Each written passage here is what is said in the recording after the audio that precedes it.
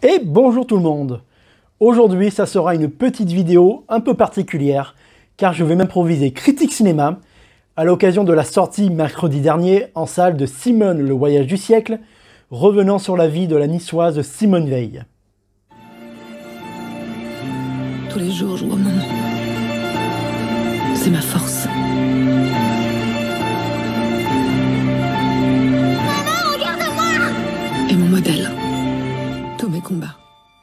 Simone, le voyage du siècle est un film d'Olivier Dahan qui est déjà un habitué des biopics, ayant réalisé La Môme avec Marion Cotillard dans le rôle d'Édith Piaf, film qui remporta de nombreuses récompenses dont 5 Césars et 2 Oscars.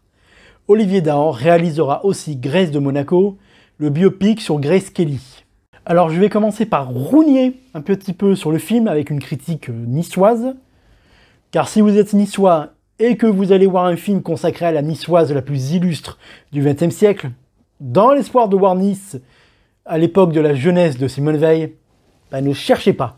Nice est pratiquement pas évoqué, juste 2 pauvres scènes censées montrer Nice et qu'on ne reconnaît même pas, les 2 mêmes scènes qu'on retrouve dans la bande-annonce. Et ces scènes évoquent seulement l'arrestation de la jeune Simone et de sa famille. Une vision un peu réducteur et négative de la jeunesse niçoise de Simone Veil, alors qu'elle représente pourtant une période heureuse et d'insouciance, du moins avant que débute la Deuxième Guerre mondiale. Dans le film, Olivier Dahan choisit de montrer l'enfance heureuse de Simone Veil lorsqu'elle partait en vacances à La Ciotat.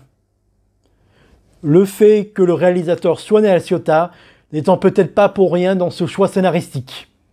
Mais sinon, à propos du film en lui-même, ce qui en fait sa force, je trouve, c'est déjà la prestation que donnent les 2 actrices qui jouent le rôle, qui incarnent même véritablement Simone Veil, Rebecca Marder et Elsa Ziebenstein.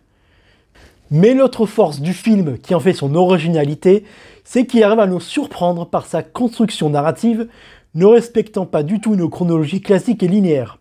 Au lieu de débuter le film à la naissance, enfance de Simone Veil, et finissant à sa mort, comme un biopic classique, nous ne cessons dans le film de faire des allers-retours dans le temps, ce qui peut être un peu déroutant, je l'avoue. L'astuce scénaristique pour nous faire accepter cette chronologie non structurée, c'est que nous nous trouvons à la place de Simone Veil au crépuscule de sa vie, écrivant ses mémoires.